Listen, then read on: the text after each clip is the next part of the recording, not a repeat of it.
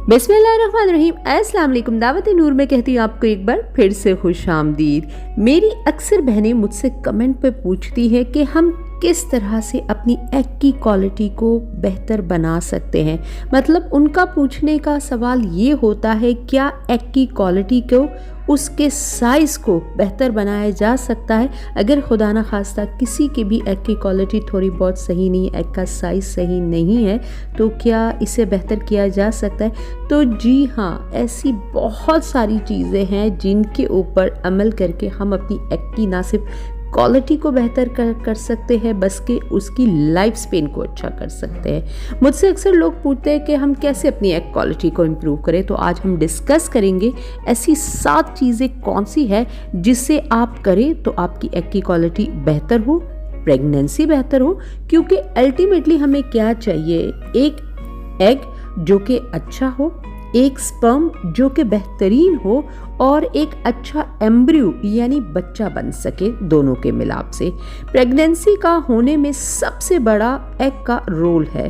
हम जानते हैं कि एग की क्वालिटी और क्वांटिटी वक्त के साथ साथ ना सिर्फ कम होती है बल्कि ख़राब होने लगती है।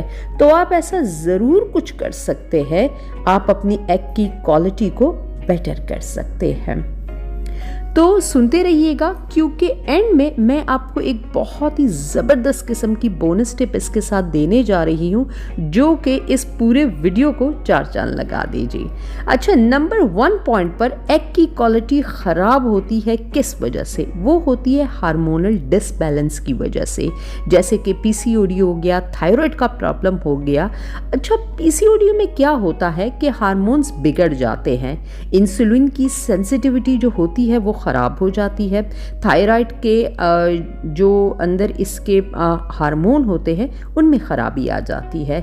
जब ये हार्मोन्स बिगड़ते हैं तो साइकिल एग की जो क्वालिटी को अच्छा नहीं होने देता। जो फीमेल्स का साइकिल होता है ना, वो जो एग आगे जाके प्रोड्यूस करता है वो अच्छी क्वालिटी का नहीं बनता। तो ऐसे में ज़रूर डॉक्टर से आप कंसल्ट करें अगर आपको पीसीओडी भी है और अगर आपको थायराइड का प्रॉब्लम है। इन सारे प्रॉब्लम को लेकर मेरे चैनल पर बहुत अमेजिंग होम रेमेडीज़ भी मौजूद है, आप वो भी देख सकते हैं, ताकि वो आपके पीसीओडी को, थायराइड को और हार्मोन की जाँच, मतलब जो इसकी प्रोफाइल बेहतर करके आपका मुमकिना इलाज शुरू कर सके। क्योंकि जब तक से इन चीज़ों को बेहतर नहीं किया जा सकता तो बेहतर एग क्वालिटी को तो आप भूल ही जाए। तो समझ लें कि आपके आगे क्या होगा कि जो आपकी इसकी जो प्रोफाइल है उसको बेहतर करना बहुत ज़रूरी है। नंबर 2, तो क्या ऐसी अद्वियात, ऐसे एंटीऑक्सीडेंट ड्रग्स या एंटी एजिंग दवाइयाँ जिनसे हमारी एग क्वालिटी बेहतर हो सकती है? किसी भी फीमेल के जहन में आ सकता है कि कोई मेडिकेशन के ज़रिए ऐसा हो सकता है या ऐसा मेडिकल साइंस में कुछ है। तो सबसे पहले आप ये जान लीजिए कि हमारी बॉडी में जो हमारा सेल ख़राब होता है वो एजिंग की वजह से होता है। मतलब जैसे जैसे उम्र बढ़ती चली जाती है, यानी हमारी उम्र बढ़ती है, ये सब एंटीऑक्सीडेंट की वजह से होता है। एंटीऑक्सीडेशन को रोक कैसे सकते हैं, ये एक सवाल है। तो ऐसी कुछ दवाइयां हैं जिन्हें हम एंटीऑक्सीडेंट कहते हैं, और ये एंटीऑक्सीडेंट स्टडी के मुताबिक कहा जा सकता है कि एंटीऑक्सीडेंट से एग की क्वालिटी बेहतर होती है, प्रेगनेंसी भी बेटर होती चली जाती है, जो लाइफ बर्थ रेट है वो बेहतरी की तरफ जाता है, यानी एंड में जो बेबी आपको मिलता है वो बहुत ही बेहतरीन मिलता है, सेहतमंद होता है, हेल्दी होता है। ये कुछ फलों और सब्जियों में पाया जाता है, जैसे कि हरी सब्जियां हो गई है, ब्रोकली उनमें आता है, सेरेफेरिस, ग्रेन, अनाज दाने, जितने भी गंदुम, ये सारे अनाज के दाने हैं, इनमें होता है वाफर मिकदार में। फ्रूट्स पे पाया जाता है, जो कि बेस्ट नेचुरल सोर्स है, जो कि मैं सबको कहती हूँ शुरू से ही अपनी डाइट पर रखें। कुछ लोग कहते हैं हमें सब्ज़ी खाना पसंद नहीं, कुछ लोग कहते हैं हमें फ्रूट खाना पसंद नहीं है। अरे भाई, अगर आप ये चीज़ें अपनी डाइट में नहीं रखेंगे तो बॉडी में एंटीऑक्सीडेंट का प्रोसेस जो है ना, वो किस तरह से आप जो है ना उसे प्रोसीड कर सकेंगे। तो इन चीज़ों को बैलेंस डाइट पे लेना बहुत ज़रूरी है।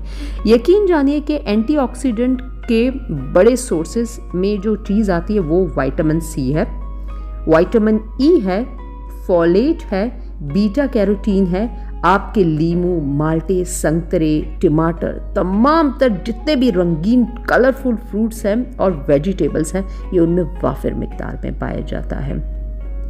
बॉडी में विटामिन को पूरा होना बहुत ज़रूरी है, यानी मल्टीविटामिन एक हो गया। ये पॉइंट आपको मेरे ख्याल से अच्छी तरह से क्लियर हो गया है। अब दूसरा पॉइंट जिसको क्लियर करना होगा, ये तमाम सारी चीज़ें आपने देख ली कि हार्मोनल डिसबैलेंस नहीं होना चाहिए, एंटीऑक्सीडेंट यानी जो ऑक्सीडेशन आपके बॉडी में हो रही वो एजिंग को कर रही है और एग की क्वालिटी को ख़राब कर रही है। तीसरा, जो सब पूछते हैं क्या हम अब इन चीज़ों के बाद अब क्या डाइट ले जिससे ये प्रोसेस इन्हेंस हो सके, यानी एग की क्वालिटी को इम्प्रूव करने के लिए कुछ बेसिक की चीज़ें हैं जो हम ले और इम्प्रूव हो सके। तो सबसे पहले आप फैट ले। फैट वो हो जो कि ट्रांस फैट ना हो, सैचुरेटेड फैट ना ले, जैसे कि डालडा हो गया, पाम ऑयल हो गया।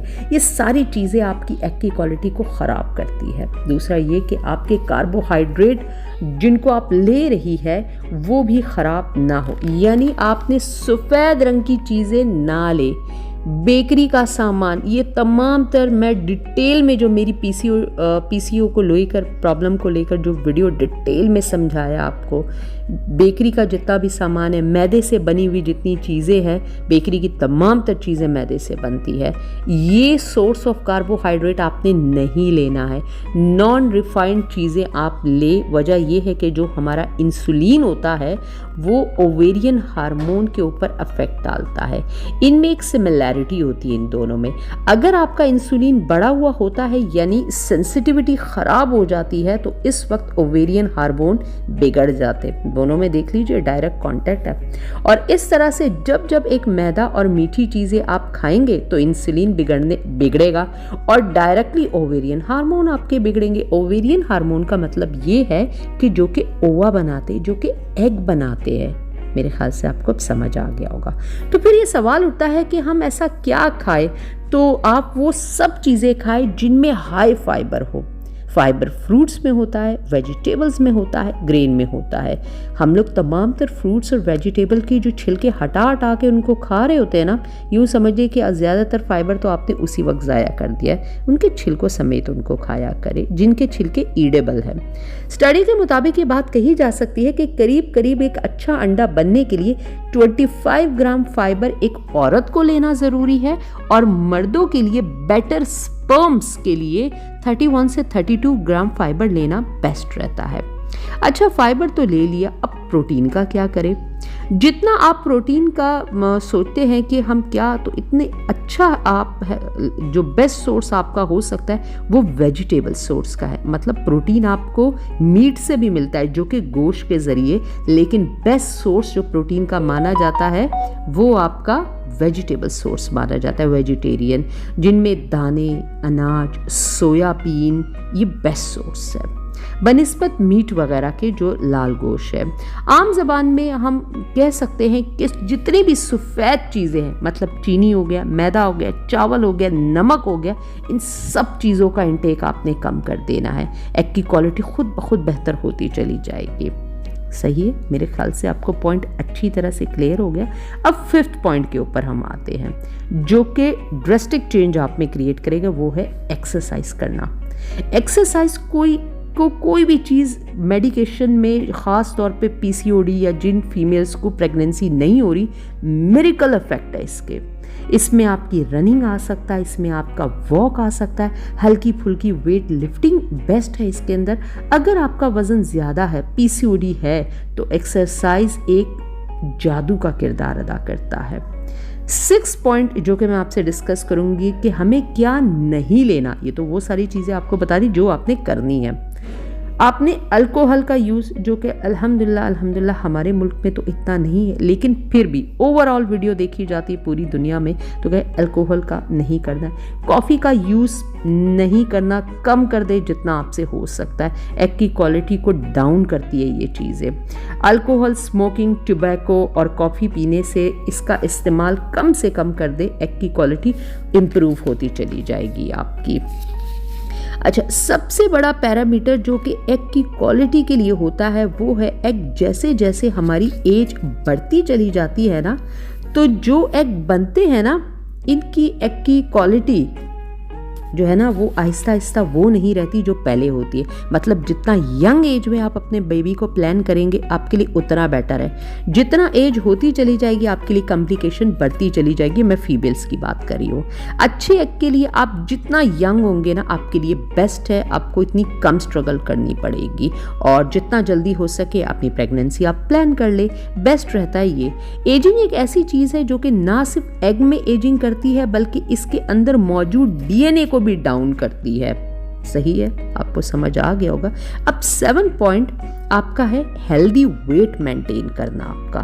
आपके वेट का मुनासिब होना बहुत ज़रूरी है, ख़ासतौर पे फीमेल, क्योंकि पीसीओडी में ये होता है कि फीमेल्स का जो वेट होता है बढ़ जाता है, किसी भी किस्म की वर्जिश और डाइट से कम नहीं हो पाता, चेहरे के ऊपर बाल आ जाते हैं और ओबेसिटी का ये प्रॉब्लम बहुत ज़्यादा उन्हें तंग करता है। अगर आपका वेट भी ज़्यादा है तो फीमेल हार्मोन भी बिगड़ जाते हैं और इनके बिगड़ने की वजह से एक बहुत अजीब सी चीज़ होती है, आपके एग बनने की जो कैपेसिटी है और इसके साथ साथ एग की जो क्वालिटी है ना, दोनों डाउन हो जाती है। तो आपके वेट का हेल्दी होना ये बहुत ज़रूरी है, इस चीज़ को आपने ध्यान में रखना है। और अब ये सवाल पैदा होता है कि ऐसी कौन सी अद्वियात या अगर कोई जड़ी बूटियाँ ऑर्गेनिक है जिससे एग की क्वालिटी बेहतर हो सकती है। तो जब किसी को बेबी चाहिए होता है तो एग की क्वालिटी अगर डाउन होगी तो AMH बढ़ा हुआ होगा।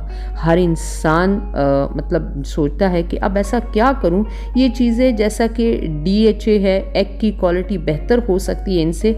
कुछ स्टडी कहती है कि बहुत इन चीज़ों से मेजर फ़र्क नहीं पड़ता, लाइव बर्थ रेट पर भी इतना असर नहीं पड़ता, बट बेहतर तो रहता है और असर तो पड़ता ही है ना। बहुत सारे एंटीऑक्सीडेंट्स जो है, जो कि इनमें लाइकोपीन आता है, कोएंजाइम Q आता है, इनको आप बेटर एग क्वालिटी के लिए ले सकते हैं, लेकिन बगैर किसी डॉक्टर के कंसर्न के या बगैर किसी फिजिशियन के आप गायनी के नहीं को ले। उनके जाए आपकी पूरी प्रोफाइल देखिए और ये पूरा एक इलाज का तरीका कार है जो कि वो बताते हैं और आपके लिहाज से सजेस्ट करते हैं। अब आपको बोनस टिप दूंगी, जब आपको किसी भी क्वालिटी को मतलब एग की क्वालिटी को इम्प्रूव करना है ना, तो आपको एक काम करना होगा, आपको इस जगह ऑक्सीजन की सप्लाई को बेटर करना होगा। मतलब जहाँ जो आपका पेल्विक रीजन है, जहाँ आपका पूरा रिप्रोडक्टिव ऑर्गन मौजूद है, जो सिस्टम मौजूद है, वहाँ पर जो टॉक्सिन्स बन रहे, जाहिर हम सब जानते हैं ह्यूमन की पूरी बॉडी में टॉक्सिक बनते रहते हैं और उन्हें फिर निकाला जाता है। तो वो बनते हैं, वो वेस्ट प्रोडक्ट है और ब्लड इन्हें अपने साथ ले जा सकता है। तो तभी ले जाएगा ना कि जब आप वहाँ पर ऑक्सीजन की सप्लाई को बेहतर करेंगे और खून उन्हें अपने साथ वापस ले आएगा और वो जगह क्लियर हो जाएगी। और ये तभी मुमकिन हो सकता है कि जब आप अपनी एक अच्छी डाइट लें, एंटीऑक्सीडेंट आपकी डाइट के अंदर मौजूद हो, आपकी डाइट में एक ज़बरदस्त किस्म की एक्सरसाइज, यानी जो घर के आपके नॉर्मल काम काज है या कोई भी एक्सरसाइज जो कि आप इंटरनेट के ऊपर बेतहाशा ऐसी एक्सरसाइजेज मौजूद है या आप अपने डॉक्टर से भी कंसल्ट करके कर सकते हैं, तो आपके लिए बेस्ट रहेगा। तो सवाल ये है कि अब हम ब्लड फ्लो को कैसे इंक्रीज कर सकते हैं। तो नेचुरली इम्प्रूव करना बहुत ज़्यादा बेहतर है। आप ज़्यादा से ज़्यादा पानी लें इसके लिए, खाना खाने के बाद एक्सरसाइज या खाना आपने जो खाना खाना है वो हेल्दी खाना है, एक्सरसाइज को योगा करके, और यहाँ तक कि मसाज, जो बॉडी को रिलैक्स मसाज नहीं दिया जाता, बहुत ही अमेजिंग फ़ायदे इसके देखे गए हैं। बॉडी को काम डाउन रखे, गुस्सा बिल्कुल अपना ख़त्म करके खुश रहा करे, पॉजिटिव रहा करे। यकीन जाने ये जो होलिस्टिक मेडिकेशन है ना, इसके इतने बेस्ट रिजल्ट देखने को मिले। आप मुझे बताएं कि अगर आप परेशान रहेंगे, आप स्ट्रेस में रहेंगे, तो क्या आपके मसलों का हल पैदा हो सकता है? आप कहते हैं मेरे ऊपर बड़ा प्रेशर है, ये है वो है, सबके ऊपर होता है। ये तो आपके ऊपर डिपेंड करता है ना कि आप अपने प्रेशर को, आप अपनी एंग्जाइटी को, जो आपका स्ट्रेस लेवल बढ़ा हुआ है, क्योंकि फीमेल के हार्मोन स्ट्रेस से डायरेक्टली अफेक्ट होते हैं, मैं आपको बता दूं। और फीमेल की बॉडी जब ज़रा सा भी स्ट्रेस लेती ना तो पूरे निज़ाम को बिगाड़ कर रख देती है। तो भाई सबसे पहले खुश रहना तो आप सीख जाए ना। इतनी